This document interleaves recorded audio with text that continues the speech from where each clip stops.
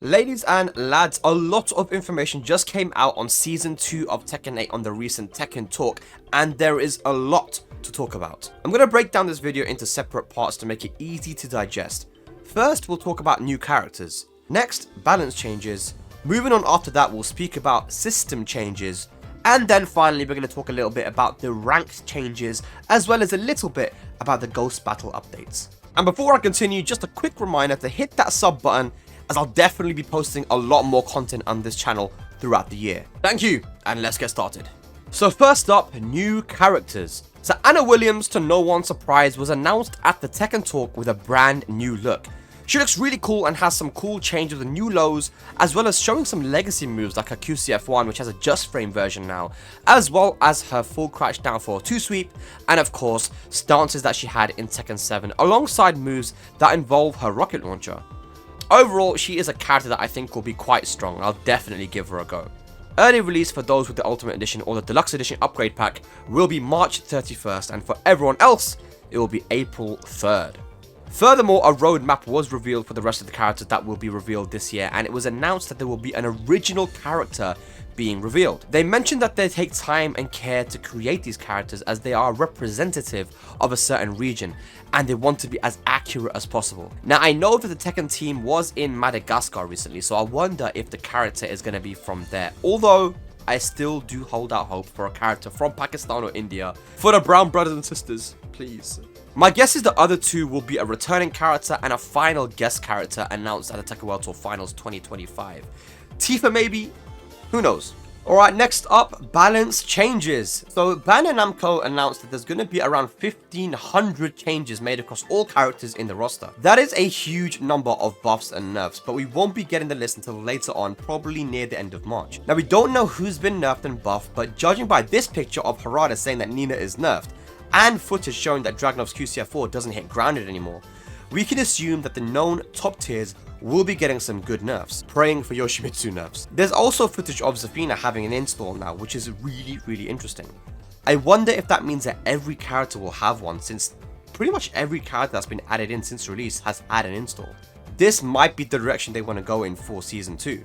There's not much more to say about this. All I can say is that 1,500 changes is a significant amount, and it's going to completely change the way that the game is played, especially from a competitive standpoint. I just hope there's way more nerfs than there are buffs. Alright, now let's move on to system changes, and this one is quite big, so I've actually separated this one into 3 different parts to make it easier to digest, because there was quite a lot that was announced and brought up on the Tekken Talk. Starting off with heat changes. So Bandai Namco showed some system-wide changes to the heat system, one of which was shown in a previous trailer, which is being able to go into crouch after a heat engager. If you hold down back, down, or down forward after a heat engager, you will be able to enter full crouch, which is quite important since some characters have some unique moves and mix-ups from the crouch state. Another really interesting and massive change is that you can now perform the heat burst and heat smash from stance. As you can see in this clip, Zafina is performing the heat burst while in her scarecrow stance, and you can see her perform her high heat smash as well. This will make a big change to how you deal with stances defensively, but also make for some really cool new combo routes. Probably my favourite change, however, is that Power Crush heat engagers seem to have been deleted. On my Heat Speak podcast, I don't think there was a single person who defended these, and everybody wanted them gone. They gave a specific example of Nina's forward 1+2 blonde bomb, which has proven to be a crutch for a lot of Nina players, and explained that the mechanic was way too oppressive and boring. Now instead, they've added in new heat engagers for those characters that have lost their Power Crush heat engagers, as you can see here with Azucena's 3-3. Not a bad trade. Next up on system changes is reduced chip damage. This is what everybody was asking for. Right now, you do get punished quite significantly for blocking, as we saw over the weekend, especially when you're fighting against Kuma. Chip damage has been reduced from across the board, but specific mention and demonstration was given to the heat dash mechanic, which showed that chip damage on Jin's forward 4-2 was reduced from 19 damage to 15, but only did 4 damage when the opponent had rage. This is great, since we saw many times people chip the opponent with strong heat dash moves into 1 pixel into a 50-50 for the kill. It was very boring and oppressive, and one of the things that I specifically mentioned that I wanted gone.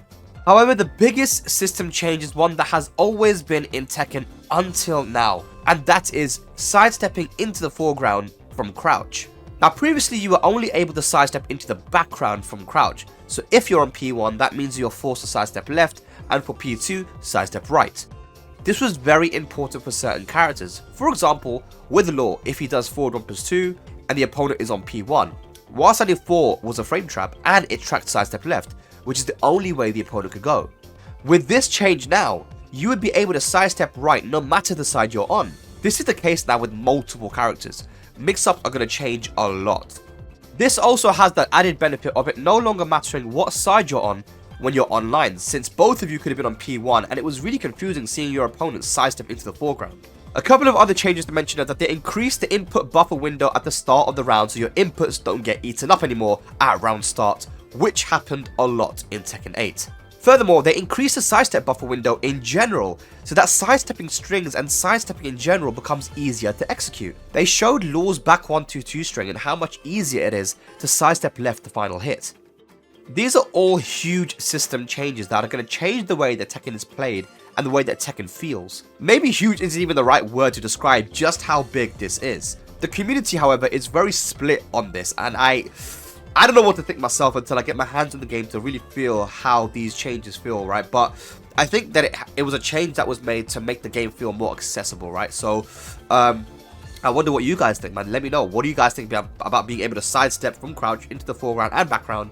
And what do you think about the input buffer being widened for sidestep? Let me know in the comments below. Alrighty, ladies and lads, now we move on to the final item, and that is Ranked and Ghost Battle. Now, Ranked was something that a lot of people were asking for an overhaul on. As it stands now, a lot of people thought that getting to the max rank was too quick and didn't leave much motivation to continue grinding.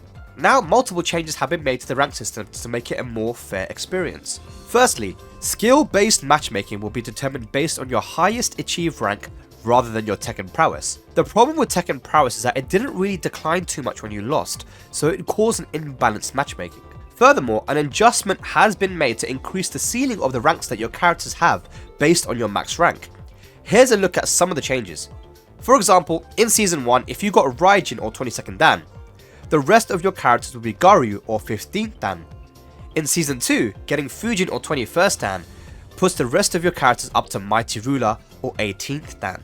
They've added in a same rank only filter into Ranked, where plus and minus 2 was the narrowest filter before. The following graphic shows a pretty big change in that now winning versus a higher rank opponent gives you a large point increase, whereas before, the game didn't really reward you for beating someone of a higher rank. In turn, losing to someone of a higher rank will only result in a small point decrease. It's interesting, however, that if you lose versus someone of a lower rank than you, you will be punished harder, but the point gained from winning versus a lower rank remains the same. They've gotten rid of the consecutive loss penalty where you would lose a bunch of points if you lost 3 times in a row. The win streak bonus is now restricted to only red ranks and below and is progressive starting from only 2 consecutive wins. So I guess if you win like 3 in a row, 4 in a row, it will increase as you get more consecutive wins. Now this is a good change because it helps lower ranks to rank up quickly while making it harder for the higher ranks by getting rid of those bonus points. The rank promotion bonus is now gone unless it's the first time you achieve a certain rank.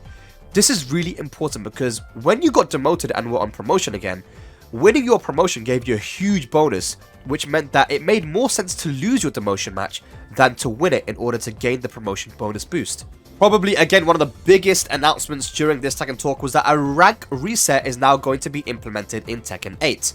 As you can see on the graphic, they will take into consideration your highest achieved rank instead of your current rank to determine where you're going to start in the reset. Here is a look at the list of where you will start in Season 2 based on your highest achieved rank in Season 1. Feel free to pause and have a look. Something really cool also is that you'll be given a special title based on your highest achieved rank in Season 1. Something cool to grind for. Now this is what's gotten a lot of people talking.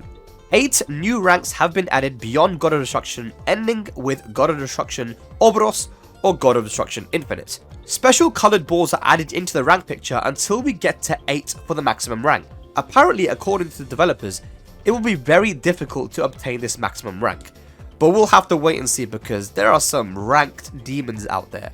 I know for sure that I'll be going for this max rank and we'll see how hard it is. There still hasn't been any mention of longer sets after GOD, which is what a lot of people were asking for, so it does seem like it will still be a first or 2 the entire way. Now to just quickly touch upon the Ghost Battle updates. As you can see, in March before Season 2, they will add in a Ghost versus Ghost capability, which I think will make for very fun content. Then in May, we will receive a Ghost Showdown mode, which will be available from the Tekken Fight Lounge. As you can see, you'll be able to choose the approach that your Ghost takes, with an aggressive, balanced, or defensive approach. And then finally, as you can see, you'll be able to instruct your Ghost on how to play as if you're coaching your Ghost in real time. Really cool stuff.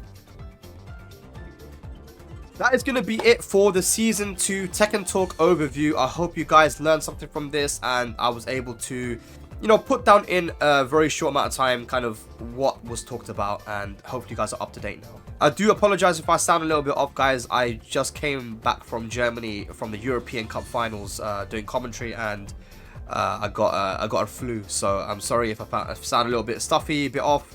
But yeah, I tried hard to make this video either way. If you guys did enjoy the video, please do leave a like and comment as well. It does really help out, and of course leave a sub if you can as well, so you can watch the rest of my videos that I'll be dropping this year. Hopefully a lot of content to come. But guys, that's going to be it for today. Thank you so much for watching, and yeah, I'll see you next time. Take care.